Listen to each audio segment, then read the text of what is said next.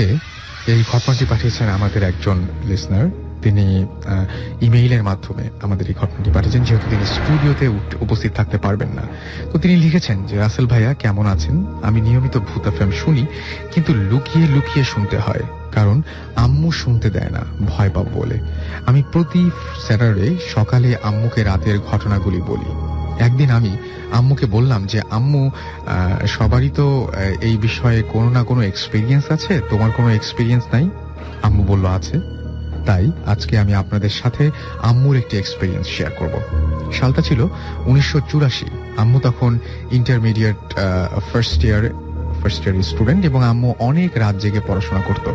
একদিন অনেক রাতে আম্মু শুতে গেল। ঘটনার শুরুর আগে বলে নেই, আম্মু আর আমার খালামণি একসাথে ঘুমাতো, আর আমার ছোট মামা আম্মুদের পাশে আর একটা বিছানায় ঘুমাতো। আম্মুদের বাসা অনেকটা আগের দিনের পোড়া বাড়িগুলোর মতন ছিল, আর একটা ঘর থেকে আরেকটা ঘরের ডিস্টেন্স অনেক বেশি ছিল। বিরাট বিরাট দরজা জানালা ছিল। তো সেই রাতে আম্মু পড়া শেষ করে মাত্র শুয়েছে, হঠাৎ জানালা দিয়ে টাইপের একটা শব্দ হলো। আম্মু চমকে উঠল। মনে হলো যেন কিছু একটা জানালা দিয়ে ঢুকলো, কিন্তু আম্মু কোনো কথা বলল না। হঠাৎ ঘরে ফুটস্টেপের শব্দ হলো। আম্মু ভাবলো মনে হয় বাসায় চোর ঢুকেছে। আশ্চর্য রকম ভাবে রুমের ভেতরটা কেমন জানি থমথমে হয়ে গেল। আজব একটা স্মেল আসছিল। আস্তে আস্তে মনে হলো স্টেপটা আম্মুর দিকে আসছে। আম্মু চিত হয়ে শুয়েছিল। হঠাৎ আম্মু বুঝলো অনেক বড় কিছু একটা আম্মুর খাটের পাশে মশারির বাইরে দাঁড়িয়ে আছে, এবং মশারি ফাঁকা না করে মশারির মধ্য দিয়ে বাড়ালো আম্মুর মশারির মধ্যে দিয়ে হাত বাড়ানো, এবং সেই হাতটি ধীরে ধীরে তার আম্মুর গলার দিকে আসছে। আম্মু এমন একটা মুহূর্ত আসলো যখন আম্মু বুঝলো যে হাতটা আম্মুর গলা প্রায় স্পর্শ করে ফেলছে। আস্তে আস্তে চোখ বন্ধ করে গলার কাছে হাত কেউ যদি নিয়ে আসে তাহলে যে অনুভূতি হয়, সেই একই অনুভূতি হচ্ছিল। আম্মু জোরে একটা চিৎকার দিয়ে উঠলো, পাশে ফিরে যায়, আর আমার মামাকে লাইটটা জ্বালাতে বলে। তখন আম্মুর মনে হয় কি যেন প্রায় উড়ে জানালা দিয়ে বাইরে চলে গেল, কিন্তু জানালা ও দরজা দুটাই তখন বন্ধ ছিল। আমার মামা আর খালামণি অনেক ছোট থেকে আম্মু তাদের সেই রাতে কিছু বলেনি, যাতে ছোট থাকায়, মানে মামা এবং খালা ছোট থাকায় সেই রাতে তাদের কিছু বলা হয়নি, যাতে তারা ভয় না পায়। আম্মুর আরো অনেক এক্সপিরিয়েন্স আছে এবং সেগুলো আমি একে একে পাঠাবো, এটাই বলেছেন তিনি। আমাদের এটা SMS করেছেন সাদ, এবং তিনি পড়ছেন intermediate first year, new government degree college, Rajshahi. Hello listeners, আমি মুন্না ফ্রম মধ্যপাড্ডা লিংক রোড। তো আজকে আমি যে ঘটনাটা বলবো সেটা আমার আম্মু আমাকে বলছিল জাস্ট কিছুদিন আগে। যখন আমি প্ল্যান করছি ভূত এফএমে আসবো, তখন আম্মু হঠাৎ করে বললো যে ঠিক আছে তুই যেখানে যাচ্ছিস তো একটা ঘটনা আমি তোর বলি। এটা সে কখনো বলে নাই, যে অনেকেই আমাদের গ্রামে ঘটনাটা ঘটে, সবাই মোটামুটি জানে ব্যাপারটা। তো পরে আম্মুর কাছ থেকে জিনিসটা শুনছি, যেহেতু আম্মু নিজের চোখে ওই জিনিসটা কিছু দূর দেখেছে। তো ঘটনাটা হচ্ছে এরকম, আমার আম্মু তখন খুব ছোট ছিল, যেমন তার বয়স 14 কি 15 ছিল। তো তখন তার একটা মামা ছিল, তার এজও তাদের মতোই ছিল। তো তারা একসাথে ঘোরাফেরা করতো, চলতো সবসময়, এরকম খুব ভালো সম্পর্ক ছিল তাদের। তো আম্মুর যে মামাটা ছিল, তো তার সাথে মানে সে সবসময় একটা জিনিস দেখতে পেত। তো সে দেখতে পেত সে, এবং সেই জিনিসটা সবাইকে বলতো, কিন্তু কেউ সেটা তোয়াক্কা করতো না। তো আম্মু তাদের সাথে সম্পর্ক ভালো ছিল, আম্মু জিনিসটা একটু বিশ্বাস করতো যে নিশ্চয়ই কিছু না দেখলেও তো এত প্রতিদিন সে রেগুলার ওইটার কথা বলে, নিশ্চয়ই কিছু একটা সে দেখে। তো আবার যে জিনিসটা সে দেখতো সেটা তাকে, ওই জিনিসটা তাকে না করতো যে ওনার ব্যাপারে যেন কাউকে না বলা হয়। সে জিনিসটা কথাটা রাখতে পারতো, সে সবাইকে বলে দিত। তার এটা একটা ব্যাড হ্যাবিট ছিল, সে সবাইকে বলে দিত। তো জিনিসটা হলো এরকম যে এটা একটা কলস। হ্যাঁ, সে যখন একা থাকতো বা নির্জনা থাকতো, তখনই জিনিসটা মানে তার সামনে মানে ভেসে উঠতো আর কি। হ্যাঁ, তো ওই কলসের ভিতর থেকে একটা সাপ উঠতো, একটা ফনা তোলা একটা সাপ উঠতো। স্টোরিটা এরকম যে ওই সাপের 7টা সাপ আছে, মানে ওরা 7 ভাই বোন, এবং ওই 7টা সাপ না, ওইটা মানে 7টা জিন, তারা ভাই বোন। 4টা ছিল তাদের মধ্যে মানে তোমার মানে ভালো না আর কি, আর 3টা ছিল ভালো। তারা সবসময় চাইতো যে ওই তার ওই আম্মু সেই মামাটার হেল্প করতে আর কি, তাকে মানে অফার করতো তাকে বিভিন্ন জিনিস দিবে যদি তাকে তার কথা যেন কাউকে না বলে, এরকম। তো কিন্তু ওই মামাটা সে মানে কোনো মতে সে লুকায় রাখতে পারতো না, সে না বলে দিত, যার সাথে একটু ক্লোজ হতো তাকে ঘটনাগুলো বলে দিত।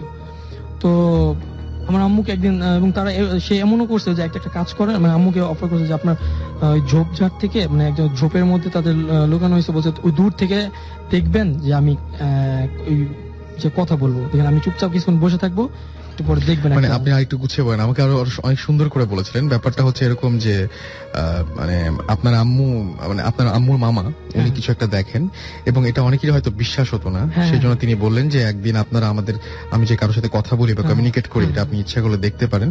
সো তাদেরকে বলে যে একটু দূরে থাকতে হবে যাতে তাদেরকে মানে মানে যিনি আসবেন সেই জন্য আবার তাদেরকে দেখে না ফেলে।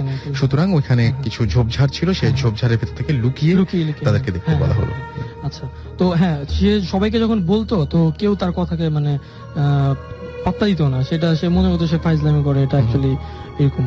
তো তখন আমার আম্মু মানে তারা যখন রিকোয়েস্ট করে যে হ্যাঁ আমরা জিনিসটা দেখবো, আমাদেরকে দেখার কোনো ব্যবস্থা, তখন সে বলেছে ঠিক আছে তোমাদের দেখাবো, তোমরা একটা কাজ করো, তোমরা ওই যে একটা মানে তখন গ্রামে তো ভুট্টা ক্ষেত ছিল, তো বলছে তোমরা ওই ভুট্টা ক্ষেত ওইখানে লুকিয়ে থাকো, হ্যাঁ আমি দেখবা বসে থাকবো, তোমরা পুকুরের দিয়ে খেয়াল করবা, দেখবা একটা কলস ভেসে উঠবে, হ্যাঁ এবং কলসের ভেতর থেকে একটা সাপ বের হবে।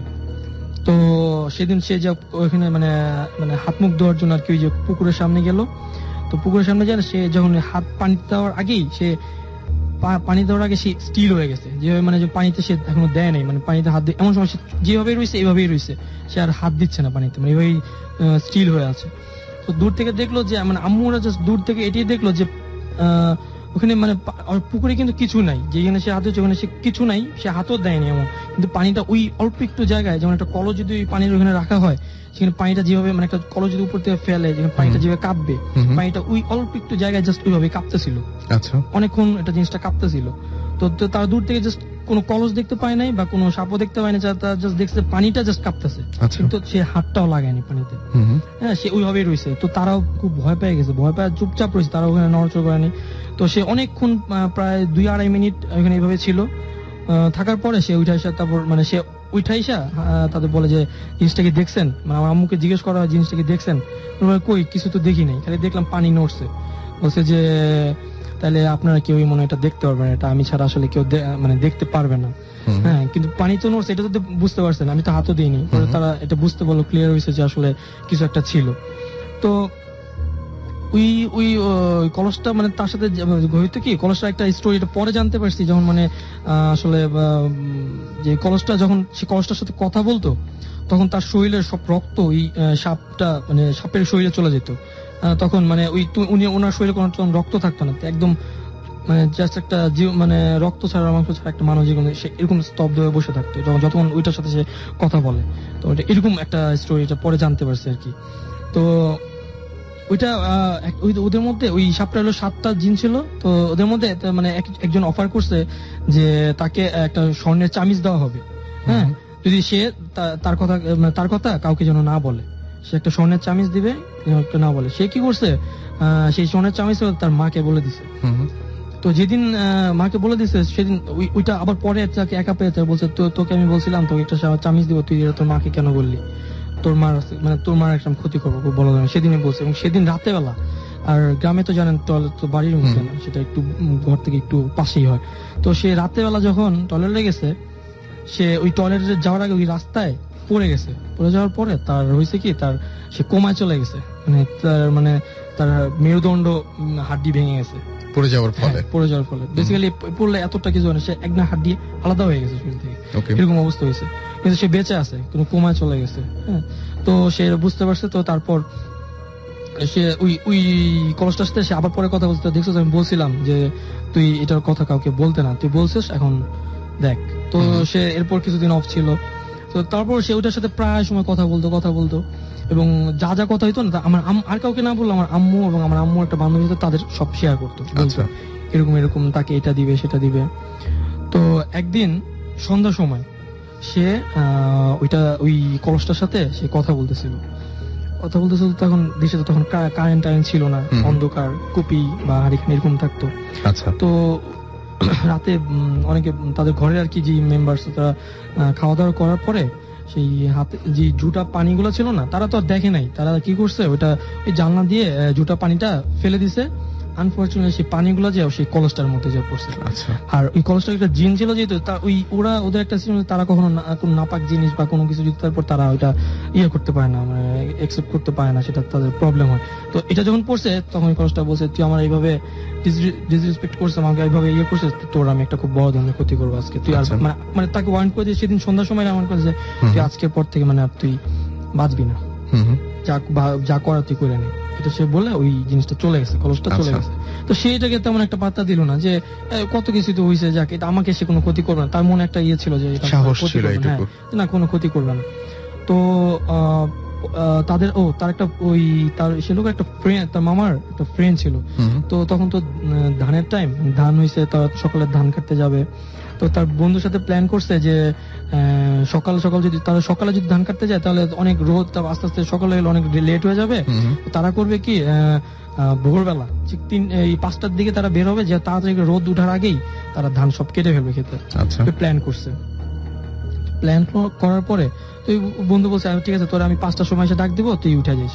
তো ওই মামাটা আম্মুর সেই মামাটা সেইভাবেই তো প্ল্যান করে শুয়ে আছে। কিন্তু কে জানি একজন মানে ওই বন্ধুটাই রাতে ঠিক 3টার সময় এসে ডাকতেছে, যে মানে তার নাম ধরে ডাকতেছে, সেলিম তুই আসোস নাকি, আয় ধান কাটতে যাবো। তো সে ঘুম থেকে উঠে সে কিছু না, তার যে বোন আছে, তার একটা মামার বোন আছে, সে শুনতে পারছে যে তার ওই বন্ধুটাই আসছে তাকে ডাকতে। আচ্ছা। তাকে ডেকে তো বললো ঠিক আছে চল আমি আসতে আসতে একটু ওয়েট কর। তো সে বের হলো, তারা ধান কাটতে চলে গেল। তো ওই বন্ধুর তো আসার কথা ছিল 5টার সময়, সে বন্ধু ঠিক 5টার সময় আসছে, আইসা তার খুঁজতেছে কই। তখন তার বোনটা বলে কেন আপনি না এই 3টার সময় এসে আপনি নিয়ে গেলেন, এখন আবার বলেন কেন কই। বলছে কি বলেন, আমার 3টার সময় কেন, আমার তো আসার কথা ছিল 5টার সময়, 3টার সময় কেন থাকবো। বলছে কি বলেন, তাহলে কে এসে ডেকে নিয়ে গেল। বলছে সেটা তো আমি জানি না, আমার তো আসার কথা ছিল 5টায়, আমি এত আগে এসে কি করবো। তো পরে তারা তো খোঁজাখুঁজি লাগাই দিল যে কি হলো, কই গেল। পরে সবাই গেছে তাকে খুঁজতেছে প্রায় গ্রামে, এখানে যেখানে সে যায় বেসিক্যালি সেখানে সব জায়গায় খুঁজে হয়েছে, পায় না। তো হঠাৎ পরে তারা ওই যে খেতে যা ধান কাটার কথা সেখানে গেছে, যা দেখে যে সে ওখানে পড়ে আছে, তাকে সাপে কাটা হয়েছে, সেই সাপের ছোবল খেয়ে মারা গেছে।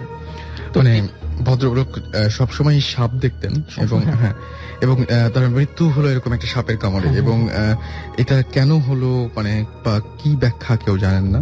কিন্তু আপনি যেটা বলছেন যে আপনার আম্মু বা যারা দূর থেকে দেখেছিলেন তারা দেখেছিলেন যে উনি পানিতে হাত ছোঁয়াচ্ছেন না, কিন্তু ঠিক হাতের নিচেই পানির অংশটা একটা কলস পানির মধ্যে পড়লে যেরকম হবে, মানে পানির রেখাগুলো সেভাবে পরিবর্তিত হচ্ছিল। সো এটা খুব ইন্টারেস্টিং একটা ব্যাপার। এবং এখন কি অবস্থা আপনাদের ফ্যামিলিতে? আর তারপরে এই যে আপনার যে আম্মুর মামা মারা গেলেন, তারপরে আর কারো কোনো ক্ষতি টতি হয়েছে? বা ওই যে বলেছিলেন যিনি কোমায় চলে গিয়েছিলেন, তিনি পরে কি হয়েছে? তার কিছুদিন পরেই মানে ওই তার ছেলে যখন এটা মারা যায়, তার কিছুদিন পরে উনি এমনি মারা যায়, কারণ এইভাবে অনেকদিন বেঁচে ছিল, তো এইভাবে কোমায় থাকতে এক সময় এমনি উনি মারা যায়। ওকে। তো ওই যে ওনার মারা যাওয়ার এই ঘটনাটা তারা ওঝায় না যখন করছে, বলছে যে না এটা তো আমাদের মানে ওঝা যে সাপের বিষ নামায়, তো সে যখন বলছে যে না এটা তো আমাদের, আমি যেসব সাপের সম্পর্কে জানি ওইসব সাপে এটা একটা এমনই সাপ যে সাপের মানে আমাদের পক্ষে বিষ নামানো সম্ভব না। তো ওই তারা যে এই জিনিসগুলো বলতো, সেই মামাটা যে বলতো এই বিভিন্ন ঘটনার কথা, বিশেষ তারা কি করছে একটা কবিরাজকে নিয়ে জিনিসটা বলছে। তখন সে যখন যেটা জানালো লাস্টে, সেটা হলো কি যে ওই রাতেই এই ঘটনাটা সেই আর কি যে টোটাল যে ঘটনাটা এটা আমাদের জানা সম্ভব না, ওই কবিরাজটাই সেই ঘটনাটা এইভাবে বললো, ডিসক্রাইব করলো যে এরকম এ টু জেড যা বলছে। আমার আম্মু একটা মিল পাইছে টুকিটাকি, যে কারণ মামাটা এগুলো তাকে বলতো। তো আম্মুকে যখন ওই কবিরাজগুলো মানে এক্স্যাক্টলি এইভাবে বললো যে এরকম হয়েছে, এইভাবে হয়েছে, তখন তারা বিশ্বাস করলো যে না আসলে ঘটনা যা বলছে তা সব সত্যি। সেই রাতে ওই যে 3টার সময় যে আসছিল, সেটা আসলে ওই সাপটাই তার বন্ধুর বেশ ধরে তাকে ডেকে নিয়ে গেছে। ডেকে নিয়ে যায়। তারপর ওই সাপটা কি করছে, রাস্তায় চলতে চলতে হঠাৎ করে যখন সাপ কিন্তু কখনো কাউকে ছোবল দেয় না, ততক্ষণ পর্যন্ত তাকে কেউ ক্ষতি না করে। তো সে যখন তার বন্ধু পিছিয়ে হাঁটতেছে, হঠাৎ করে সে ওই বন্ধুর বেশটা সে সাপ হয়ে গেছে, সে ওই সাপের গায়ে পাড়া পড়ছে, সাপটা তখন তাকে ছোবল দিচ্ছে। So, মানে এটা হচ্ছে মেইন ব্যাপার। এবং এই ঘটনাটা আপনি যেখানকার ঘটনা বলছেন, এটা তো কবিরাজ বলেছেন, যে ঘটনাটা এখন বললেন সেটা কবিরাজ বলেছেন। আচ্ছা, এটা কোন জায়গার ঘটনা? এটা হলো আমাদের গ্রামের বাড়ি তো কুমিল্লা। কুমিল্লার আমাদের এই গ্রামের নাম হলো মতলব। বুঝছেন, মতলবের ঠিক আগেই আমাদের গ্রামটা। তো এলাকাবাসী জানেন তো? হ্যাঁ, মোটামুটি সবাই, হ্যাঁ, এটা সবাই জানে, অনেকেই জানেন। ওকে, থ্যাংক ইউ আপনাকে। আমরা আবারও আপনার কাছে পরে ফিরে আসবো। হ্যালো লিসনার, আমি অপূর্ব, এসেছি ঢাকা বিডিআর 1 নম্বর গেট থেকে। বিডিআর 1 নম্বর গেট থেকে আপনার ঘটনা চলে যায় একদম সরাসরি। হ্যাঁ, আমার ঘটনাটা হলো এরকম, আপনি একটা জব করেন, এবং সেটা একটা মানে বেসরকারি মেডিকেল হসপিটালে। আচ্ছা, বেসরকারি হসপিটালে, এবং সেখানে আপনি কি দায়িত্বে আছেন? আমি সেখানে সার্জারিতে আছি, ওটি সার্জারিতে আছেন। আচ্ছা, তাহলে ওইখানকার ঘটনা দিয়ে আমরা শুরু করবো, তাই তো? আমি ধানমন্ডির একটি হসপিটালে আছি, যে আমি নামটা বললাম না হসপিটালের। ওই হসপিটালের মাটির নিচে 3rd ফ্লোর আর বেসমেন্টে আর কি মর্গ আছে, ওই লাশ রাখার ঘর। সেখানে একদিন আমাদের একটা পেশেন্ট মারা গেছে, ওইটা শিফট হবে ওই লাশের রুমে। তো স্যার আমাকে বললো যে তুমি গিয়ে রুমটা একটু দেখে আসো যে ক্লিয়ার আছে কিনা। তো আমি ওরকম স্যারের কথা মতো একজন ক্লিনার এবং একজন সিকিউরিটি গার্ড নিয়ে রুমটাতে যাই দেখার জন্য। যখন আমি রুমটাকে খোলার পরে দেখি যে রুমটা একটু নোংরা আছে, ফ্লোরে, তারপরে দেয়ালে ব্লাড লেগে আছে। তখন কোনো লাশ ছিল না। তো আমি ক্লিনারকে বলি যে তুমি উপরে যেয়ে পানি কাপড় নিয়ে আসো এগুলো পরিষ্কার করার জন্য। সে চলে গেছে, সে আর আসতেছে না, হয়তো সে ভয় পাইছে। এবং সিকিউরিটি গার্ডও আমাকে কিছুক্ষণ পর রেখে এসে বলতেছে তুমি একটু দাঁড়াও, আমি একটু আসতেছি। সে উপরে চলে গেছে। তো আমি ভিতরে একা দাঁড়িয়ে আছি ওই লাশের রুমের ভিতরে।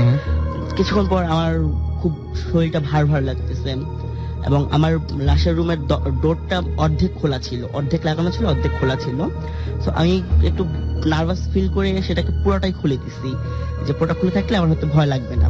কিন্তু যখন আমি পুরোটা খুলে দিই তখন সাথে সাথে দরজাটা এসে লক হয়ে যায়।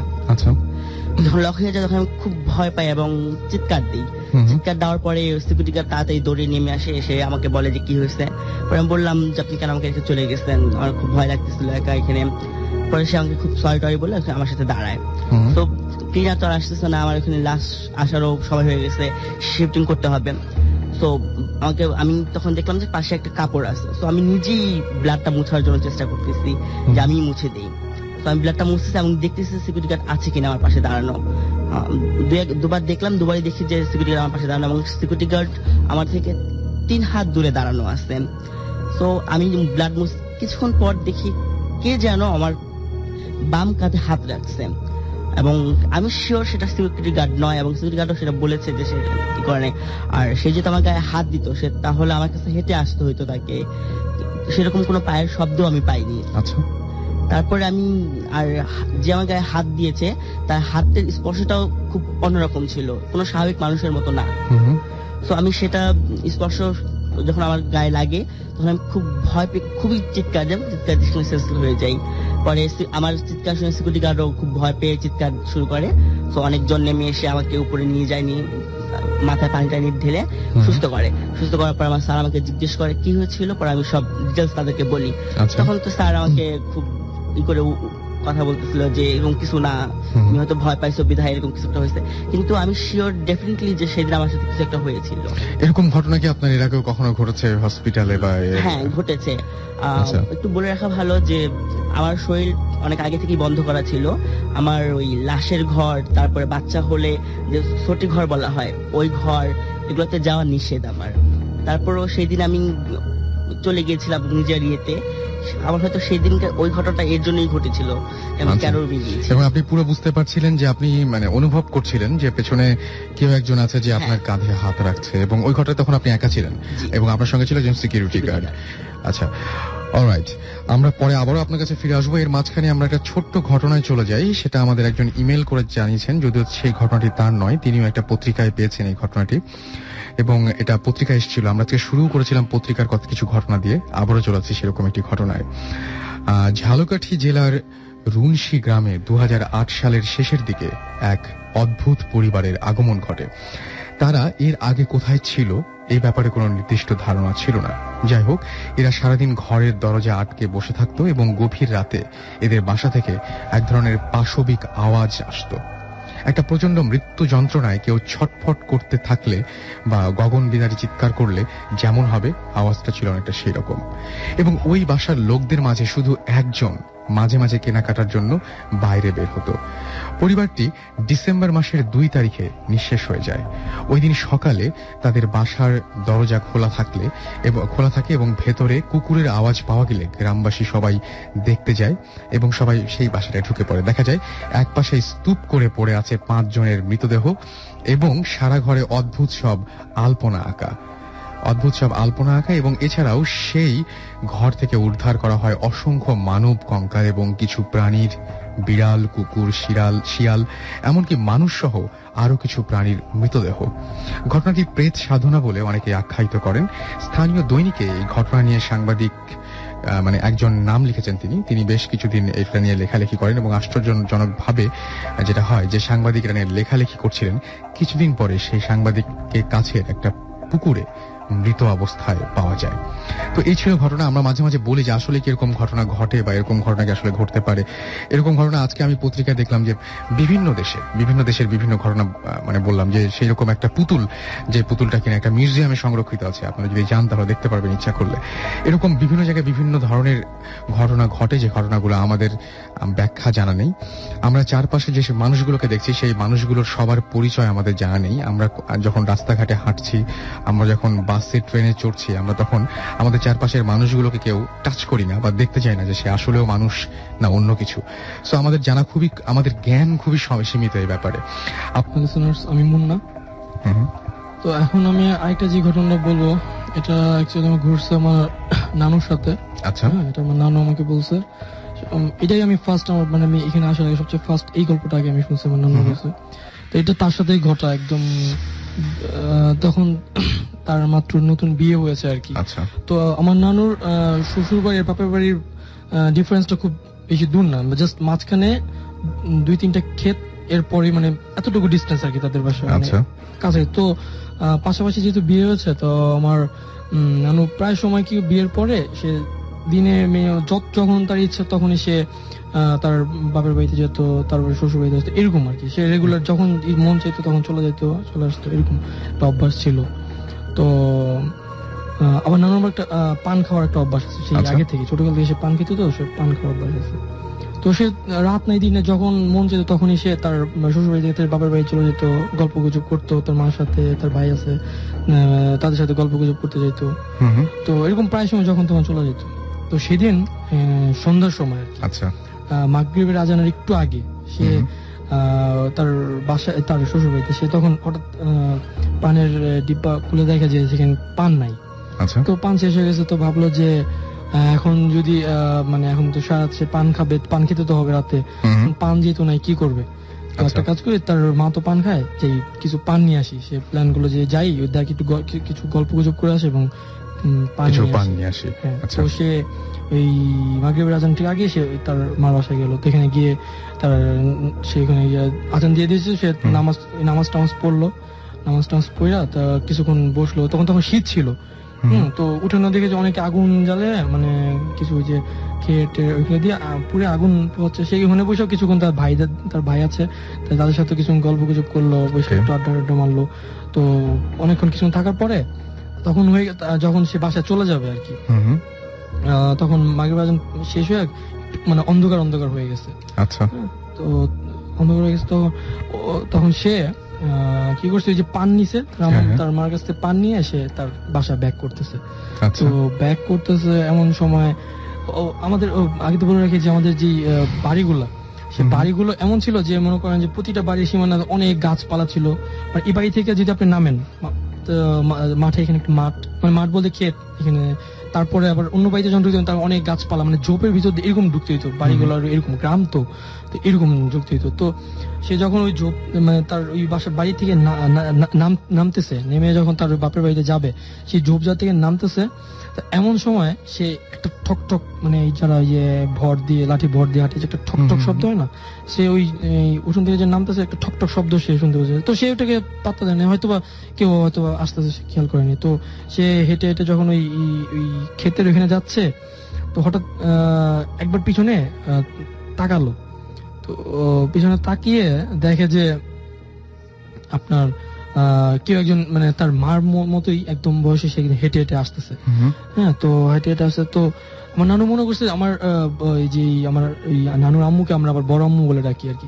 তো সে তার একটা স্বভাব ছিল কি, যদি আমার নানু তার বাসায় কিছু একটা নিতে যদি ভুলে যায়, সে আবার পিছিয়ে পিছিয়ে এসে তাকে ডেকে সেই জিনিসগুলো আবার দেয়।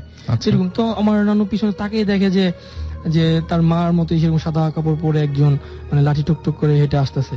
তো আমার নানু ভাবলো যে হয়তো বা সে কিছু নিতে ভুলে গেছে বা কিছু নেয় নাই, সেটা দেওয়ার জন্যই তার মা আসতেছে তাকে সেটা দেওয়ার জন্য। সো কি করলো, একটু কিছু দূর হেঁটে সে আবার ব্যাক করলো। যে সেই এরকম ঘটনা ওই যে এর আগে যে মানে সে যে বললো যে কি মা, আমি কি কিছু নিতে ভুলে গেছি, আমাকে কিছু দিতে আসছেন আপনি, কেন আসছেন আপনি এত রাত করে এখানে আসা কি দরকার ছিল, সেটা বলছে। তো এটা মা বলে না, ওই জিনিসটা যে হেঁটে হেঁটে আসতো, সে থেমে গেছে। তো থেমে যাওয়া সে কি আমার নানু মানে আবার অনেক দূর তো সামনে চলে গেছিল, সে আবার ব্যাক করে এসে বলতেছে কি মা বলেন, কিছু বলবেন, কিছু বলতে আসছেন। সে যখন আমার নানু তার প্রায় সামনে চলে গেছে, সেটা করলো কি, এত স্পিডে একটা মোড় মারলো। মোড় মারে কি করছে, তার সামনে মানে তার ডান পাশ দিয়ে যেয়ে সোজা একটু সামনে যেয়ে সে সোজা হাঁটা শুরু করলো এবং সোজা হেঁটে সামনে একটা খাল আছে, হ্যাঁ, এই খালের ওই পাশে যেয়ে সে কি করলো, দুই পা ছড়িয়ে বসে পড়ছে। আচ্ছা, খুব মানে জিনিসটা হঠাৎ করে বড় হয়ে গেল, মানে যে ওখানে যেমন যে লাঠি ভর দিয়ে একটু কুজো কুজো ভাব, তো সেটা না, সে কিন্তু যখনই সামনে গেল সেটা কি সোজা হয়ে মানে এত বিরাট আকৃতি ধারণ করে সেটা কি করলো, তার সামনে দিয়ে হেঁটে সেই খুব স্পিডে হেঁটে সে একটা পুকুর খালের সামনে যায় দুই পা ছড়ায় বসে পড়ছে। তখন আমার নানু মানে জাস্ট চেহারা, এটা জিনিসটা কি হয়ে গেল, মানে তার সামনে কিছু দেখতে পায় না, চেহারাটা কিছু দেখতে পায় না, তার সাদা একটা শাড়ি পরা, হ্যাঁ। তো সে ওটা যে ওখানে বসে পড়ছে। তো নানু জিনিসটা তখন বুঝতে পারলো যে জিনিসটা তো আসলে তার মা না। তো সে কি করলো, মানে ঘুমটা ছিল না মাথায়, তাড়াতাড়ি করে ঘুমটা মাথায় দিয়ে সে খুব জোরে হাঁটা শুরু করে বাসায় গেল। বাসায় যে মানে তার বাড়িতে উঠে গেল, উঠে যে একজন তার পরিচিত একজন মহিলাকে সে সাথে নিয়ে এসে দেখে যান কি জিনিসটা কি দেখে যাচ্ছে, দেখানোর জন্য নিয়ে এসে যায়, দেখে যে ওখানে কিছুই নেই। তো আমার নানুর সাথে সাথে অসুস্থ হয়ে পড়ছে। দেখাবো না এরকম অস্বাভাবিক একটা জিনিস দেখে সে সাথে সাথে অসুস্থ হয়ে পড়ছে। তো অনেক দিন মানে এত মানে অসুস্থ হয়েছে, মানে কি মানে চরম শরীর টেম্পারেচার অনেক হাই হয়ে গেছে। আচ্ছা, আমি বেসিক্যালি এই ঘটনাটা শুনতে চেয়েছিলাম না, তারপরে আমি মানে ধরতে একটু সময় লেগে গেল। আমি আচ্ছা, ওই ঘটনাটাকার ওই যে নৌকা ডুবিয়ে দেয়, এটা ঘটনাটাকার? আচ্ছা আচ্ছা, নৌকা ডুবিয়ে দেয় এটা ওই আমাদের নানুর শ্বশুর বাড়ির একজন লোক, তার নাম জাহাঙ্গীর, তার ঘটনা সেম এরকম ঘটনা। এই মা ডাকায় তাকে ছেড়ে দিয়েছে, সেও একটা এরকম মানে বিপদের সময় তার একটা অভ্যাস কি, সে রাতে বেলা মাছ ধরতে যায়। মানে অনেক গরিব, তাদের মানে ফ্যামিলিটা অনেক গরিব, সেই একমাত্র ছেলে, পুরো ফ্যামিলিটা সেই চালায়, হ্যাঁ, সে অনেক গরিব। তো সে তার একটা অভ্যাস কি, সে রাতে মাছ ধরতে যায়, রাতে কিন্তু আবার খুব ভালো মাছ পাওয়া যায়, এই জন্য সে প্রায় সময় রাতে মাছ ধরতে যেত। তো একদিন কি করছে, সে বিভিন্ন মানে জাল পাতছে, জাল পেতে তারপর কি একটা বড়শি পেতে সে নৌকার মধ্যে ঘুমিয়ে পড়ছে আর কি। তো ঘুমিয়ে পড়ায় অনেকক্ষণ প্রায় মধ্যরাতে হঠাৎ করে সে মানে তার নৌকায় দেখে যে মানে হাতটা মানে পানির শব্দ। তো সে হঠাৎ করে ঘুম ভেঙে তাকিয়ে দেখে যে কেউ একজন খুব বড় অনেক বিশাল দেহ সে নৌকার মধ্যে দাঁড়িয়ে আছে, নৌকাটা দাবিয়ে ফেলার চেষ্টা করতেছে আর কি, নৌকার মধ্যে পাড়া মারে সেটা দাবিয়ে ফেলার চেষ্টা করতেছে। তো সে ঘুমের মধ্যে উঠে সে তার যেই বডিটা দেখছে, সে বডিটা তার মার মতোই, তো অনেক লম্বা চূড়া। তো সে ভাবলো যে তার মা। তো সে বললো, চিল্লে উঠছে যে মা কি করতেছেন, নৌকা তো ডুবে যাচ্ছে, কি করতেছেন, সেইভাবে বলে উঠছে। সেটা বলায় জিনিসটা কি করলো, অটোমেটিক্যালি নাই হয়ে গেল। তো ওই যে পানি, তারপর সে তাড়াতাড়ি নৌকা দেখেছে অনেক পানি উঠে গেছে, তো তাড়াতাড়ি করে সে পানিগুলো নৌকা থেকে বের করে, তো তাড়াতাড়ি সে তাড়াতাড়ি নৌকা টেনে একটা পাড়ে নিয়ে এসে নৌকাটা রাখার পরে সে দেখে যে ওই জিনিস মানে সে খুব ভয় পাইছে, সে আর কি খুব ভয় পায়, সে বসেছে। আপনি যখন ভুলে যাচ্ছেন, আপনি কিন্তু আমাকে অনেক সুন্দর করে বলেছিলেন ঘটনাটা, জিনিসটা মানে সে নৌকা টেনে তারপর একটা পাড়ে গেছে, পাড়ে যে সে জাল তোলার চেষ্টা করতেছে, মানে যে জাল সে পেতেছিল সেগুলোতে মাছ ওঠানোর চেষ্টা করতেছিল। তো মাছ ওঠানোর চেষ্টা করতেছে, হঠাৎ করে দেখে কি একটা চেহারা, মানে ওই জালের মধ্যে একটা চেহারা, মানে চেহারাটা মানে সে বুঝতে পারতেছে না, জাস্ট একটা ঘুমটা আমার একটা চেহারা জাস্ট ভেসে উঠছে। হঠাৎ করে যেটা দেখে সে বলে এটা কি। তো সে তো বলছে তুই ভয় পাইস না, তুই আমাকে মা ডেকেছিস, তোর সাথে আমি সবসময় থাকবো, তোর কখনো কোনো বিপদ হবে না, তুই যেখানে তোর সব সময় আমি তোর সাথে থাকবো। তো তো এখনো সেই জিনিসটা এখনো স্টিল সে দেখতে পারে, সে এখনো সে যেখানে যায় তার নৌকায় বসে থাকে, এখন সেই জিনিসটা তোমার অ্যাভেলেবেল তার সাথেই থাকে। সে যখন রাতে মাছ ধরতে যায় তার নৌকায় বসে থাকে, হয়তো সে যদি কোনো গাছের ডালের এখানে সে যদি মানে নৌকাটা পার করে তখন সেখানেও জিনিসটা বসে থাকে। এবং সে কি কোনো উপকার পেয়েছে, যে বললো যে সবসময়? উপকার না, তেমন কোনো উপকার পায় নাই। উপকার বলতে তাকে আপনি রাতে যেখানেই পাঠাবেন, শ্মশানে যদি পাঠান বা যেখানে দিবেন, তার কোনো ভয় নাই। তার আপনি যেখানে যেই ধরনের, এবং তার সাথে আমার মামা মাছ ধরতে গেছিল একবার জিনিসটা দেখার জন্য। তো এই মাছ ধরতে গিয়ে সবসময় নৌকার মধ্যে মানে নিচে দেখে মানে টর্চ লাইট মেরে মাছ ধরে, তো দেখে যে বিরাট বড় বড় গজার মাছ। তো মামা যতগুলাই ঘাই মারে মাছটা না মানে মাছ লাগে না, এবং গ্রামের মানুষ তো মাছ খুব ভালোভাবে মানে জানেন, তাদের এই ঘাইটা মিস হয় না। সে যতই ঘাই মারে দেখে একটা ছেঁড়া স্যান্ডেল বা এই যে আপনার কাঠি টাঠি এরকম উঠে, যতবারই ঘাই মারে এরকম উঠে। তো সে বারবার বলতে যায় ওই মাছটারে মারিস না, মাছটারে মারা দরকার নেই, তুই অন্য কিছু দেখ, অন্য কিছু যদি অন্য ছোট মাছ পাই ওইটা মার, ওই মাছটা মারতে মানা করতে। তো মামা বলছে কেন এত বড় মাছ নৌকার সামনে যাচ্ছে, এটা মারবো না কেন? তো মামা ঘাড় আমাকে আরেকটা মানে ঘাই মারছে, ঘাই মারার সাথে সাথে কি হয়েছে, নৌকাটা উল্টায় গেছে। নৌকাটার সাথে সাথে উল্টায় 3 জন পড়ে গেছে। ওই 2 জন মানে সাঁতার পারে, খুব ভালো সাঁতার পারে, কিন্তু তারা কিচ্ছু করতে পারতেছিল না, তারা জাস্ট মানে হাবুডুবু করছে। তো ওই যে আমার যে মামাটা জাহাঙ্গীর, উনি কি করছে বলছে যে থাক ওরা বুঝতে পারে নাই, মানে জিনিসটা নাকি তারা শুনছে, তার মামারা শুনছে, সে কারোর সাথে কথা বলতেছে, থাক ওরা বুঝতে পারে নাই, ওদের কোনো ক্ষতি করেন না। তো সে আবার নৌকাটা উঠে, তারা বেহুশ হয়ে গেছে, তাদের নৌকাটা উঠে দিনের বেলা ঠিক মানে নিয়ে আসছে। তো রাতে বেলা বলছে যে এটা কি দেখলাম, আমাদের নৌকাটা একটা মাছ, এত ছোট একটা খুব বেশি বড় মাছ না, মাছটা এইভাবে তাদের ঝাঁকি মেরে ফেলে দিল। বলছে তোদের আমি বলতে চাইতেছি বারবার যে মাছটা মারিস না, আসলে এই মাছটাই ছিল ওই জিনিসটা। ওকে, অমিত, খিলগাঁও তিলপাপাড়া থেকে এসেছি। ওকে। আর এই মুহূর্তে এখানে আসতে পেরে আমার কাছে অনেক ভালো লাগছে। আর কয়েকজনের কথা এখন এই মুহূর্তে না বললেই নয়, এরা হচ্ছেন আমার শ্রদ্ধেয় বড় ভাই হাফিজ, হাসিন, মোতালেব এবং আমার বন্ধু ইমাম, শুভ, হাসি, নীতি, মনির এবং গাজীপুর 4 এবং গাজীপুর 01 রুমের সবাই। আর নাই তো? ওকে, থ্যাংক ইউ। এবার আমরা ঘটনায় চলে যাই। আমার ঘটনাটা হচ্ছে, এটা আমার পরিবারের সাথে ঘটে যাওয়া, আমার বাবার। এটা হচ্ছে 96 এর ঘটনা। তো হঠাৎ করে তিনি সুস্থ সবল একজন ছিলেন, হঠাৎ একদিন তিনি স্ট্রোক করেন। আচ্ছা। তো তাকে সোহরাওয়ার্দী হসপিটালে ভর্তি করা হয়। তো মানে অলৌকিক ভাবে তার কিছু প্রতিক্রিয়া দেখা দেয়, যে মস্তিষ্কে রক্তক্ষরণ ঘটে এবং মানে ম্যাড হয়ে যায় আর কি, কাউকে চিনতে পারে না। তো এভাবে চলতে ছিল 7 দিন। আচ্ছা। 8ম দিনের দিন তিনি ইন্টেগ্রাল করেন। তো তখন যখন তিনি অসুস্থ ছিলেন, তখন আমাদের যে সকল আত্মীয় স্বজনরা গ্রাম থেকে এসেছিল, তো অনেকেই বলতো যে ওই যে তাবিজ করে বা এই টাইপের কিছু একটা বলতো। তো আমরা তখন এসব কথা মাথায় নেইনি যে মডার্ন যুগে আবার তাবিজ টুবিজ কি। ডাক্তাররা কি বলেছিলেন? ডাক্তাররা বলেছে যে প্রচুর ড্রিঙ্কস করেছিল, বাট তিনি কখনো ড্রিঙ্কস করতেন না, স্মোকও করতেন না। আচ্ছা। তো পরবর্তীতে আপনার প্রায় মৃত্যুর পর 6-7 মাস পর দেখা গেছে, ব্যাপারটা এই জন্যই মনে হয় আপনাদের কাছে আরো বেশি অস্বাভাবিক। হ্যাঁ, আরো অস্বাভাবিক লাগে এই জন্য যে অনেকেই তখন বলেছিল যে হয়তো তাকে তাবিজ করেছে বা কিছু, বাট আমরা এগুলো আমলে নেইনি। তো পরবর্তীতে দেখা যায় যে আমাদের গ্রামের আমার যে দাদিরা রয়েছে, তো ওনারা অতি উৎসাহবশত দরবেশ যাকে বলে এরকম একজনকে আনায় আর কি। আচ্ছা। তো আনানোর পর দেখা যায় যে ওনারা বলে যে হ্যাঁ এরকম কিছু একটা করা হয়েছে। তো দেন আমাদের গ্রামের যে ড্রয়িং রুমটা আছে, মাটির মেঝে, ওখান থেকে আপনার একটা তাবিজ বের করা হয়, চতুর্ভুজ আকৃতির। এটাকে বলা হয় আঞ্চলিক ভাষায় মগ তাবিজ। চট্টগ্রামের মগ জাতিরা এগুলোতে খুব এক্সপার্ট আর কি। ওই তাবিজের ভেতর থেকে আমার বাবার ব্যবহৃত একটা লুঙ্গির টুকরা, তারপর আপনার আমার আম্মুর একটা শাড়ির আঁচল, নখ, তারপর চুল, এগুলো পাওয়া যায়। আচ্ছা। আর একটা হাতের আংটি ছিল, সবচেয়ে যেটা বিস্ময়কর, যে আমার আব্বার ব্যবহৃত একটা হাতের আংটি ছিল, যেটা তিনি মৃত্যুর কিছুদিন আগে খুঁজে পাচ্ছিলেন না, অফিস থেকে হারিয়ে ফেলেছিলেন। এবং তারপরে সেটাও আপনারা সেইখানে যেয়ে পান? সেখানে এই আংটিটাও পাওয়া যায়। তো পরবর্তীতে সেটা ওই দরবেশের নির্দেশ অনুসারে নদীতে ফেলে দিতে হয়। আচ্ছা, আমরা আবারও আপনার কাছে আসছি, আমরা পরবর্তীতে আবার চলে যাই হ্যাঁ রাজিনের কাছে। রাজিন, আপনার ঘটনা বলেন। ইচ্ছা আপনার যে কোনো একটা মাইক্রোফোন ইউজ করতে পারেন আপনি। হ্যাঁ, হ্যালো স্যার, আমি তাইফুজ্জামান রাজিন। আপনি কোনটা দিয়ে শুরু করছেন? আজকে শুরু করব চিরাং এর একটা ঘটনা। আচ্ছা। এটা আমি 2008 এর দিকে আমি চিরাং বেড়াতে গিয়েছিলাম। তখন আমার এক ফ্রেন্ডের বাসায় আমি গিয়েছিলাম। তো ওখানে যাওয়ার পর চিরাং এর ওয়ার অফ সিমেট্রি নিশ্চয়ই সবাই চেনা, রাইট? তো ওখানে যাওয়ার পর প্রথম দিন তো গেলাম, সেকেন্ড দিন আমার ফ্রেন্ড বললো যে চল তোকে মানে জিনিসটা দেখাই। আমি আসলে এর আগে কখনো কোনোদিন যাইনি ওই জায়গায়। আচ্ছা।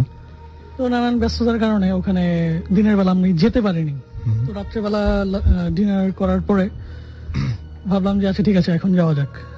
ইটস অলমোস্ট 11, আচ্ছা 11টা এরকমই হবে।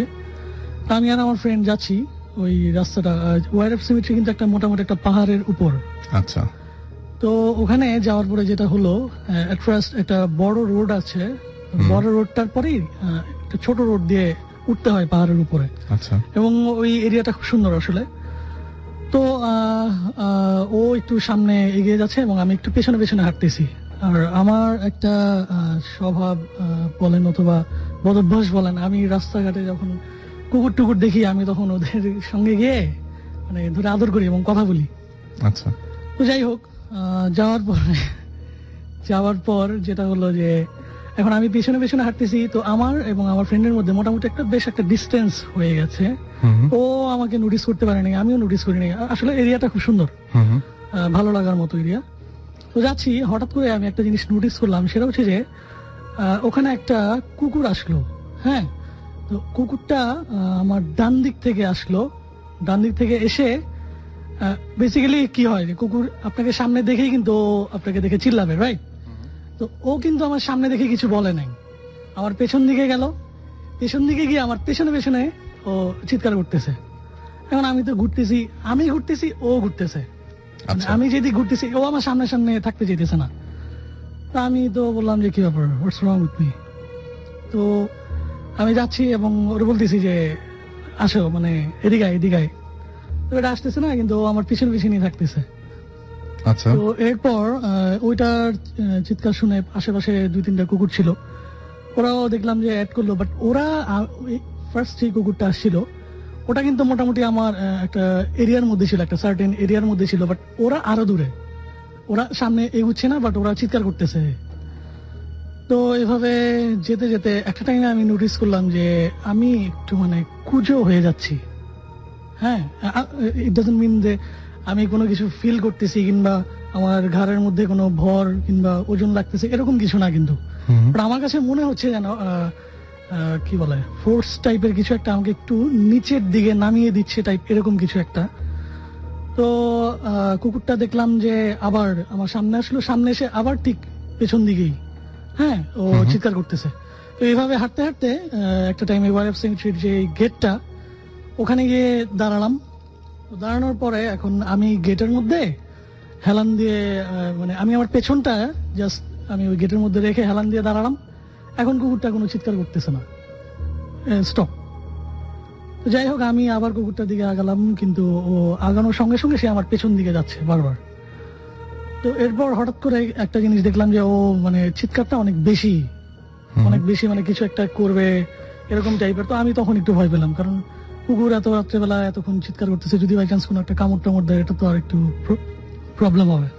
তো যাই হোক, এরপর যেটা আমি দেখলাম যে হঠাৎ করে মানে আমি কুকুরটার দিকে আগাচ্ছি, তো হঠাৎ করে একটা জিনিস আমি ফিল করলাম, সেটা হচ্ছে যে আমার পেছন দিক থেকে ইটস লাইক একটা মানে কি বলে একটা ওয়েভ, মানে অনেক জোরে একটা বাতাস জাস্ট আমার পেছন দিক থেকে সরে গেল এবং ওই বাতাসটা ওই যে আপনার ওয়াইরফ সিমেট্রির ভেতর দিকে জাস্ট ঢুকে গেল, এরকম টাইপের। তো আমি সঙ্গে সঙ্গে বাম দিকে তাকালাম, তাকিয়ে দেখলাম যে আসলে একটা জিনিস, সেটা হচ্ছে যে আপনার it's like 2 feet or 3 feet একটা আপনার বক্স টাইপের।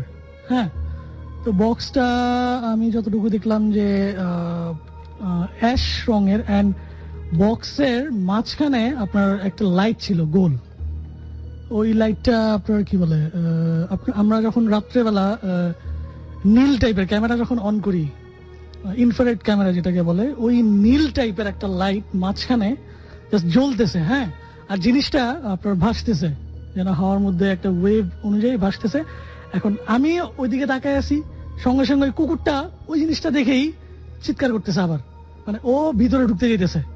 তো একটা টাইমে জিনিসটা দেখলাম কি আপনার কি বলে ভ্যানিশ, মানে মিলে যাওয়া যে টাইপের না, তো ওরকম ভাবে সেটা ভ্যানিশ হয়ে গেল। হ্যাঁ, এটাই ছিল আমার ঘটনা। ওকে, থ্যাংক ইউ। আমরা ছোট্ট একটা ব্রেক নিব এবং ছোট্ট একটা ব্রেকের পরে আবারও ফিরে আসবো এবং দারুণ একটা ঘটনা নিয়ে আমাদের সাথে একজন ইমেল করেছেন। আমি বলি, চিটাগং থেকে আমরা ইমেলটি পেয়েছি। ইমেলটি করেছেন শাওন। তারা ব্রেকে যাওয়ার আগে বলেছিলাম যে এসে দারুণ একটা ঘটনা শেয়ার করব। ঘটনাটি লিখেছেন আমাদেরকে চিটাগং থেকে শাওন। তিনি লিখেছেন যে লাস্ট ভূত এফএমে সুমন ভাইয়ের কাহিনীটা শোনার পর আমারও ইচ্ছে করলো আমার লাইফে ঘটে যাওয়া অদ্ভুত একটা কাহিনী বলতে, যেটা আমি জীবনে কোনো দিনও ভুলতে পারবো না। ঘটনাটা 2008-এর ডিসেম্বরে। তখন আমি ইন্টার ফাইনাল ইয়ারে পড়ি। আমরা বাসা চেঞ্জ করে হালি শহর এলাকায় একটা 5তলা অ্যাপার্টমেন্টের সেকেন্ড ফ্লোরে উঠলাম। ওখানে যাওয়ার পর থেকেই আমার প্রায় সময় বাড়ির ছাদে ওঠার অভ্যেস হয়ে গেল। ছাদে অন্য ফ্ল্যাটের লোকজনরা উঠত। একদিন বিকেলে ছাদে হঠাৎ করেই একটা মেয়ের সাথে পরিচয় হলো। তার নাম বলল ইনসা। মেয়েটি আমাকে জানালো তার নাম ইনসা, নামের অর্থ হচ্ছে সৃষ্টি। মেয়েটি দেখতে মায়াবী চেহারার, মোটামুটি হালকা গড়নের, আর ওদের ফ্যামিলি নাকি 5তলায় আজকে 3 বছর ধরে থাকে। তার মানে এই বাড়িটায় প্রথম থেকেই ওরা ভাড়াটিয়া হিসেবে থাকছে। মেয়েটা আমার নাম বলে দিল শাওন। আচ্ছা, মেয়েটা আমার নাম বলে দিল শাওন। আমি অবাক হয়ে জিজ্ঞেস করলাম, তুমি আমার নাম কিভাবে জানলে? আমরা তো এখানেই নতুন এসেছি। সে আমাকে বলল যে আমাকে সে প্রথম দিনই দেখেছে, আর 6 বছরের পিচ্চি যে ভাইটা আছে আমার, সেই ভাইয়ের কাছ থেকে নামটা জেনে নিয়েছে। এই বলে সে হাসলো। ওই দিন তার সাথে বিকেল থেকে সন্ধ্যা পর্যন্ত কথা বললাম। এভাবে প্রতিদিন ছাদের একটা জায়গায়, একটা মানে বসার জায়গায় আমাদের প্রতিদিন কথা হতো। একদিন মেয়েটি আমার কাছ থেকে আমার ফোন নাম্বার নিল আর আমাকে একটা গিফট দিল। গিফটটা অদ্ভুত রকমের ছিল। সেটা মাটির ছিল এবং কিন্তু অসম্ভব সুন্দর কারুকাজ, আর দেখতে অনেকটা মানে এটা কি আকৃতির আমি ঠিক বুঝতে পারিনি। কোন একটা আকৃতির কথা তিনি বলছেন যে সেই আকৃতির একটা গিফট ছিল এবং এটা দেখা যেত আচ্ছা কলার মোচার মতন দেখতে। অনেক সুন্দর একটা শোপিস গিফট হিসেবে পেয়ে আমার খুব খুশি লাগলো। ইনসা আমাকে এটা জানালো এবং যে এটা যত্ন করে রেখে দাও, এবং সে বলল যে বাসায় কাউকে না দেখাতে। আমিও সেটা বাসায় না দেখিয়ে আমার রুমের ওয়ার্ড্রপের মধ্যে সেটা রেখে দিলাম।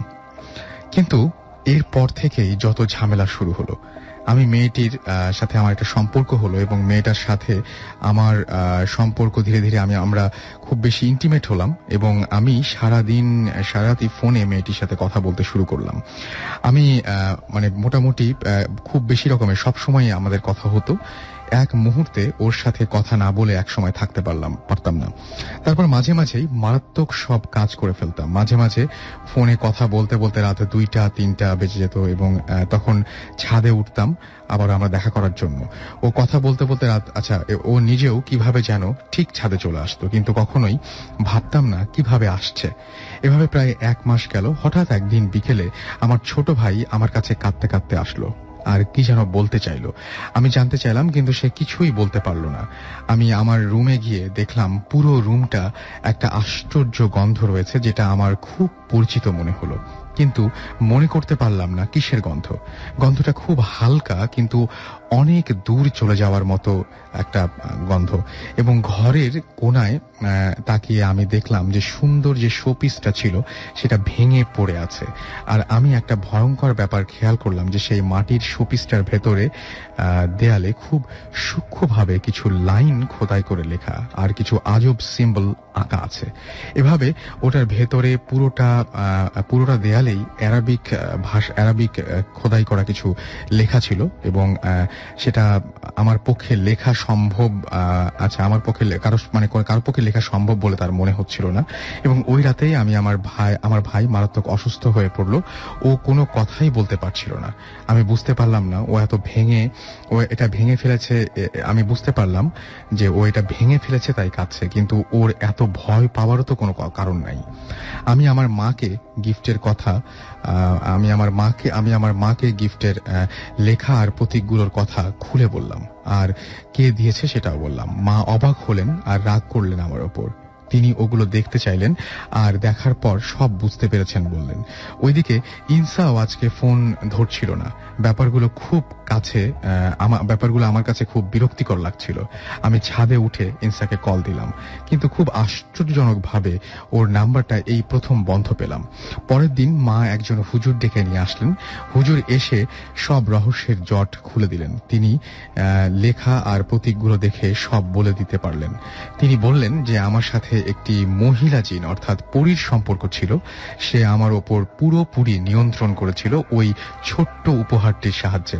আমার ছোট ভাই খেলতে গিয়ে ওটা ভেঙে ফেলায় সে এখন আমার ওপর ক্ষেপে আছে। আর আমার মা যেটা বলল সেটা শুনে আমি স্তব্ধ হয়ে গেলাম। মা বলল যে এই বাড়ির 5 তলায় ওই ফ্ল্যাটে বিল্ডিং হওয়ার পর থেকেই কখনো কোনো ভাড়াটিয়া টিকতে পারেনি, তাই ওটা এখন খালিই পড়ে থাকে।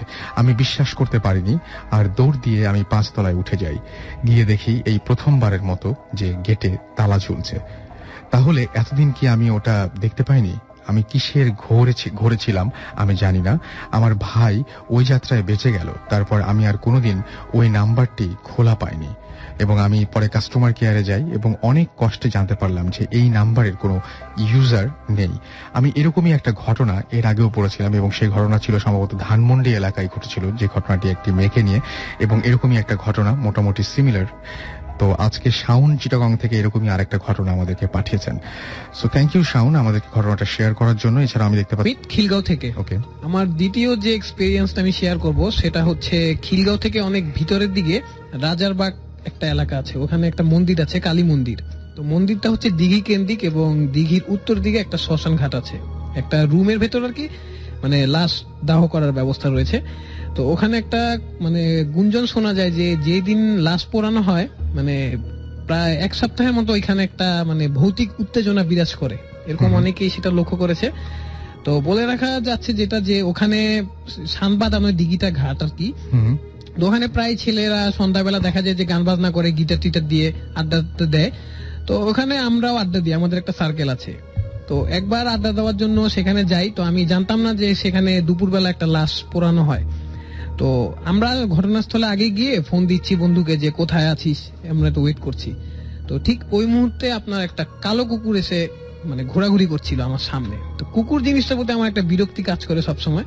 তো আমি সেই কুকুরটাকে একটা লাথি মেরে বসি। তো লাথি মারার পর কুকুরটা আপনি দৌড়ে শ্মশানের গেটটা ছিল একটা ক্রক্সিবল গেট, কেচি গেট যেটাকে বলে, ওটার ভিতর দিয়ে ঢুকে ভিতরে চলে যায়। বাট এটা কোনোভাবেই পসিবল ছিল না, গেটে যে ফাঁকগুলো ছিল ওখান দিয়ে একটা কুকুর যাওয়ার কথা না, দৌড়ে চলে যায়। তো আমিও সাথে সাথে তৎক্ষণাৎ গিয়ে দেখি যে ভিতরে খালি, কোনো কিছু নেই। আচ্ছা, আপনি আমাকে আরেকটা ঘটনা বলেছিলেন যেটা আমি আপনাকে বলতে বলেছিলাম, সেই ঘটনাটা কি আপনার মনে আছে নাকি আপনি ভুলে গেছেন? জি, নাইট গার্ড। আমি ঠিক জানি না, তবে আপনাকে আমি বলেছিলাম তখন একটা ঘটনা ছিল আমার এরকম।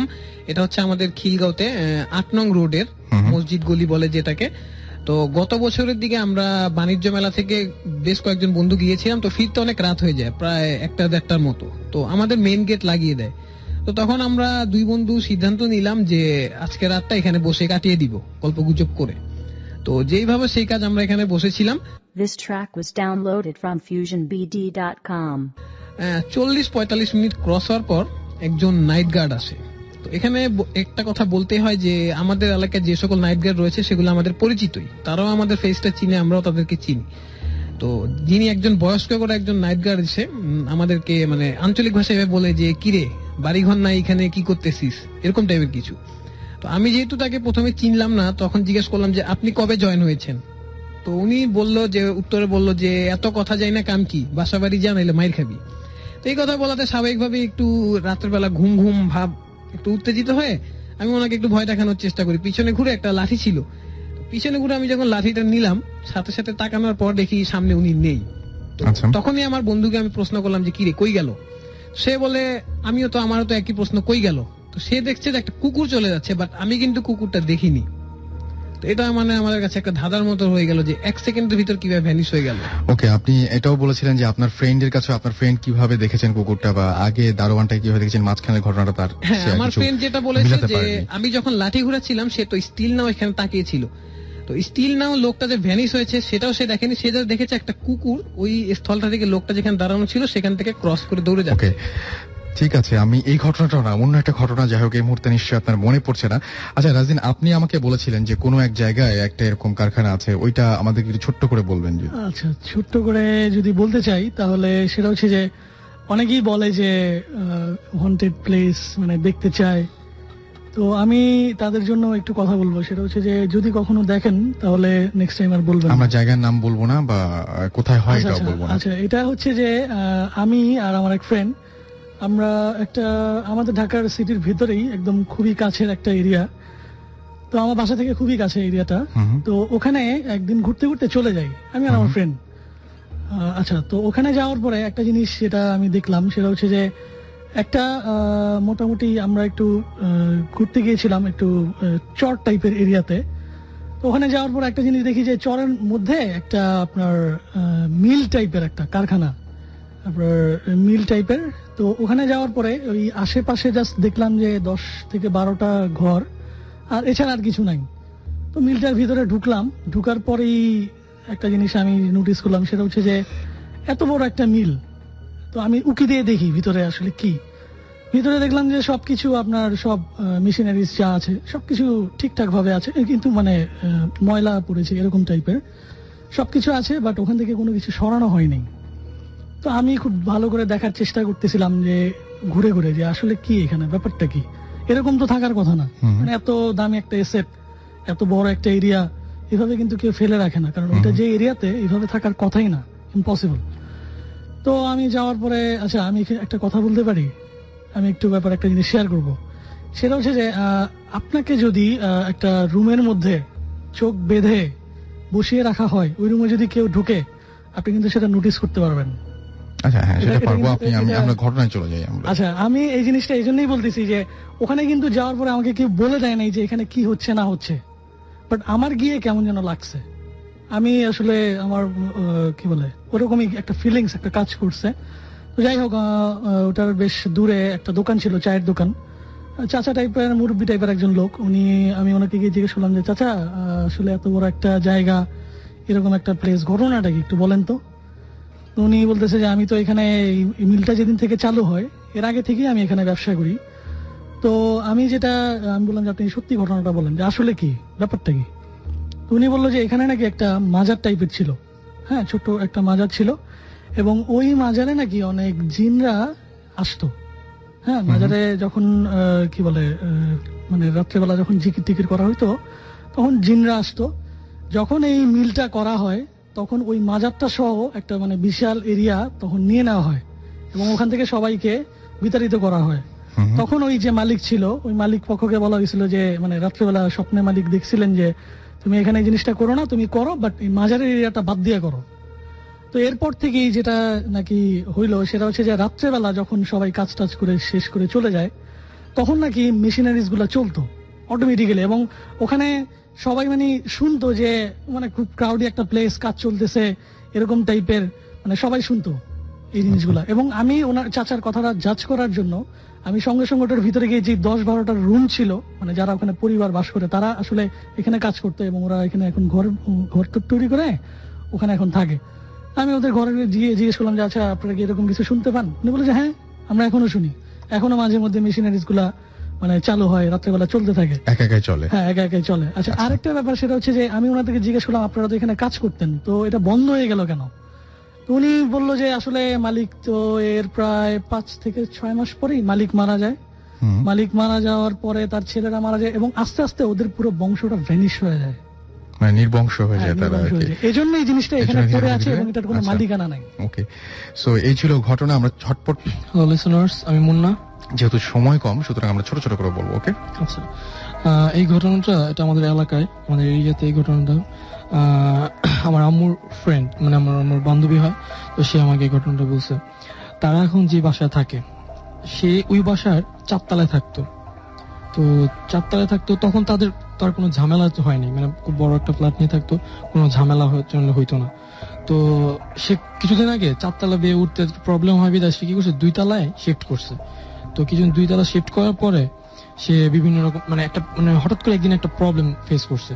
তো প্রবলেম ফেস করার আগের ঘটনাটা বলি, সেটা হচ্ছে এই বাসায় ওনাদের আগে একটা মহিলা থাকতো। তারা এই বাসায় প্রায় আজ থেকে প্রায় 12 থেকে 15 বছর এই বাসায় তারা থেকেছে, মানে এই বাসার কোনো চেঞ্জ হয়নি। বাড়িটা যখন কমপ্লিট হওয়ার পর 12-15 বছর তারা এই বাসায় ছিল, বাসাটা চেঞ্জ হয়নি। এখানে একটা মহিলা থাকতো, খুব বয়স হয়ে যাওয়ার পরে সেই বাসায় তার একটা কোন বার্ধক্যজনক কারণে সেই বাড়িতে মারা গেছে।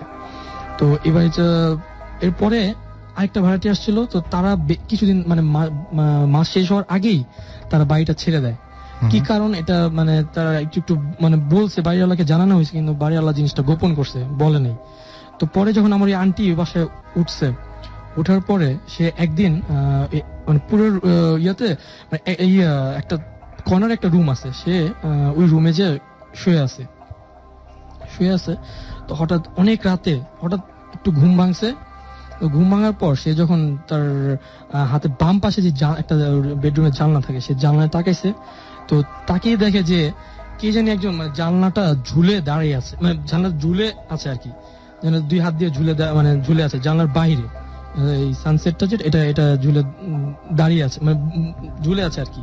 ঘুমটা টুমটা পরা, একদম সাদা, ফেসও সাদা, সব সাদা, একটা বড় চোখ। মানে সে আন্টি এটা দেখে জাস্ট কি করলো, মানে একটা উঠে গেল। উঠে সে দরজা যখন খুলে বেরোতে যাবে, আরেকবার মানে ওই জানলা দিয়ে আরেকবার লুক দিয়েছে। তখন দেখে কি ওই জিনিসটা রুমের বাইরে না, এখন ভিতরে এসে সে ওই একই রকম ভাবে কিন্তু হাতটা ভিতরে দিয়ে সে ঝুলে আছে। তো ঝুলে আছে সেটা আন্টি দেখে চলে গেছে। তো সেদিন কাউকে জিনিসটা কিছু বলেনি। তো এই জিনিসটা পরের দিন সকালবেলা তার একটা ভাই যে বাসা থেকে তাকে বলছে যে আমি না এরকম একটা জিনিস দিচ্ছি। তো তার ভাই এইরকম জিনিস আরো অনেকবার ফেসে, কিন্তু সে বলেন এই কারণে যে এটা বললে তারা সবাই ভয় টয় পাবে। তখন সে বললো যে আমি একদিন এখানে শুয়েছিলাম, তো আমি আমাদের এই যে ডাইনিং টেবিলের এখানে দেখি কে জানি একটা মহিলা মানে হাতে তবজি নিয়ে গুনতেছে, হ্যাঁ, আর এইভাবে ঢুলে, মানে একটা মানুষ একটা যখন পুতুল যেভাবে ঢুলে না, এইভাবে ঢুলতেছে, মানে ঢুলতেছে ঘরের মধ্যে দেখতে পাচ্ছেন। হ্যাঁ, একদম সাদা একটা ছায়া, সে তসবিহ হাতে নিয়ে, তসবিহ, হ্যাঁ, ঘুমটা দেওয়া, কারণ এবং সে তবজি গুনতেছে এবং ঢুলতেছে, মানে ওই হাঁটতেছে পুরো ডাইনিং রুমটা, হাঁটতেছে, ঘুরতেছে। হ্যাঁ, তো এই জিনিসটা সে ওই পরে বাড়িওয়ালাকে বলে। তখন বাড়িওয়ালাকে অনেক জিজ্ঞেস বলছে, না এগুলো ফালতু জিনিস, আপনারা এইসব কি বলেন, এটা কোনো কথা হইলো, এখনকার যুগে এইসব কিছু হয়। তো অনেক রিকোয়েস্ট করে, দেখেন আমার লুকায়েন না আপনি। তাহলে এর আগে আমাদের যে ভাড়াটিয়া ছিল, তো সে 15 দিনের মাথায় কেন চলে গেছে, আমাকে কাহিনীটা খুলে বলেন কি হয়েছে। তখন বাড়িওয়ালাটা বললো যে আসলে দেখেন কাহিনীটা বললেন না, বললে তো আমার জানেন আমার বাড়ির প্রবলেম হবে। তখন সে কাহিনীটা বললো এই, সেই তারা যাকে দেখে সেই মহিলাটা এই বাসায় 15-20 বছর এই বাসায় অসুস্থ অবস্থা, সে এই বাসায় ছিল, খুব অসুস্থ ছিল, এবং এখানে যতদিন ছিল এই বাসায় ছিল। তার শেষ নিঃশ্বাস এই বাসায় ত্যাগ করছে। তো এই বাসার মায়াটা নাকি সে করতে পারে না। এই বাসাটা বেঁধে দেওয়া হয়েছিল, মানে অনেক তাবিজ দিয়ে, প্রতিটা রুমে একটা একটা করে তাবিজ ছিল। তো যেই রুম থেকে জিনিসটা দেখতো সেই রুমের তাবিজটা আনফরচুনেটলি নাই। কি হয়েছে, ওই যে আন্টির যে একটা ছোট ছেলে আছে, সে তো ছোট, সে এই তাবিজটা দেখে সে কি করছে, ওই একটা রুমের তাবিজটা সে নিয়ে খেলাধুলা করতে করতে ওই রুমের তাবিজটা খুলে ফেলছে। কিন্তু অন্যান্য রুম থেকে এই জিনিসটা দেখা যায় না, শুধুমাত্র ওই রুমটায় যদি আপনি থাকেন এখনো ফিল করতে, প্রায় সময় মাঝে মধ্যে এখনো ফিল করে তারা, এখনো ওই রুমটা তালা মারা রাখছে, ওই রুমে এখন কেউ থাকে না, এখনো তারা এই জিনিসটা দেখে যে হয়তোবা ওই মহিলাটা অনেক রাতেবেলা ওই ডাইনিং রুমে হাঁটতেছে, তবজি গুনতেছে, ঢুলতেছে, এবং এই জানলা দিয়ে দাঁড়ায়, জানলা দিয়ে এই সানসেট ঝুলে থাকে, এভাবে ভিতরে আসে, এরকম মানে রুমে হাঁটাহাঁটি করে। এখনো টের পায়। তো এখন তারা আস্তে আস্তে বাসার চেঞ্জ করার ট্রাই করতেছে, কিন্তু তারা এখন পরে তারা জানতে পারে যে ওই মহিলাটা মানে এই বাড়ির মায়েরা ছাড়তে পারেনি, সে এখনো আসে, তো আপনাদের কোনো ক্ষতি করবে না। কিন্তু এর পরে তারা কোনো সিদ্ধান্ত এরকম কোনো কিছু নিয়েছে, কারো হেল্প নিয়েছে বা বাড়ি বন্ধ করা, বন্ধ করে দিচ্ছে অলরেডি। বন্ধ করে দেওয়ার পরে মহিলাটা বলছে যে উনি কোনো ক্ষতি করবে না, আপনারা কিছু ভয় পাওয়ার কোনো কারণ নেই। উনি বাসার মাটা আসলে ছাড়তে পারেনি, এত বছর ছিল তো এখানে থেকে ছাড়তে পারেনি। অলরাইট। আচ্ছা, আমাদের সাথে আরো একজন আছেন। আপনার ঘটনাটা কিন্তু খুব ছোট করে বলতে হবে, আমাদের সময় খুব কম, আমরা ছোট করে আপনার ঘটনাটা একটু শুনবো। হ্যালো লিসনার, আমি অপূর্ব। আমার এখনকার যে ঘটনাটা সেটা হচ্ছে আমাদের গ্রামের বাড়ি দোহারের ঘটনা। তখন আমার বয়স 5 কি 6। আমাদের বাড়িতে আমার মেজো মামার বিয়ে চলতেছে। সেই দিন একটু বলে রাখা ভালো, সেই দিন বিয়ের দিন আর কি আমার বড় মামার সাথে মামির সাথে একটু ঝগড়া লাগছিল। তো বিয়ের রাত্রেবেলা সবাই ঘুমাইতে গেছে, গ্রামের বাড়িতে সবাই সন্ধ্যা হলেই সবাই ঘুমিয়ে যায়, এরকম ঘুমাতে গেছেন। তো আমার ছোট মামা ওই দিন রাত্রি ওয়াশরুমে যাবে, সো রাত্রে উঠছে সে। আর গ্রামের বাড়িতে সাধারণত রুম থেকে টয়লেট একটু দূরেই হয়, আর আমাদের টয়লেটে যাওয়ার পাশেই একটা বাঁশঝাড় আছে। মামা যখন টয়লেটে যাওয়ার জন্য উঠেছে এবং যাচ্ছে, তো সে দেখছে যে বাঁশঝাড়ের সামনে একটা মহিলা বসে কান্না করতেছে ঘুমটা দিয়ে। সো মামা খুব আশ্চর্য হয়ে গেছে যে এত রাত্রে কে এখানে কান্না করছে। সো মামার মনে পড়ে গেছে যে মামি তো মামার সাথে ঝগড়া করছে, হয়তো ওই এর জন্য কান্না করতেছে। সো মামা তার ভাবিকে ডাকতেছে যে ভাবি এত রাত্রে আপনি এখানে কেন, ঘরে আসেন। মহিলাটা কোনো সাড়া দিচ্ছে না, সে ওখানে বসেই আছে এবং কান্না করতেছে। তো মামা রিটার্ন আবার ডেকেছে, ভাবি আসেন ঘরে, ওখানে বসে এত রাত্রে বসে মানে হয় নাকি, ঘরে আসেন। সে আবার একই রকম করে কান্না করছে, কোনো জবাব দিচ্ছে না। তো মামা এত ডাকাডাকির পরও সে যখন আসতেছে না, তার হাত ধরে টান দিছে যে ভাবি ঘরে আসেন। যখন সে হাত ধরে টান দেওয়ার সাথে তার মাথায় ঘুমটা পড়ে গেছে, এবং ঘুমটা পড়ে মামা দেখলো যে তার মাথায় কোনো, তার যে ঘাড়, শুধু ঘাড় আছে, কোনো মাথা নাই। এটা দেখে মামা খুব ভয় পেয়ে যেমন চিৎকার করার সাথে সে ওখানে সেন্স হয়ে যায়। পরে আমরা উঠে তাকে ঘরে নিয়ে আসি। আসার পর তার শরীরে প্রচন্ড জ্বর, 3 দিন পর্যন্ত তার জ্বর থাকে এবং সে মারা যায়। তারপর থেকে আমাদের বাড়ি বন্ধ করে দেওয়া হয়েছে, এখন ওরকম কোনো ঘটনা ঘরে। আচ্ছা, ওকে, থ্যাংক ইউ আপনার ঘটনার জন্য। আমি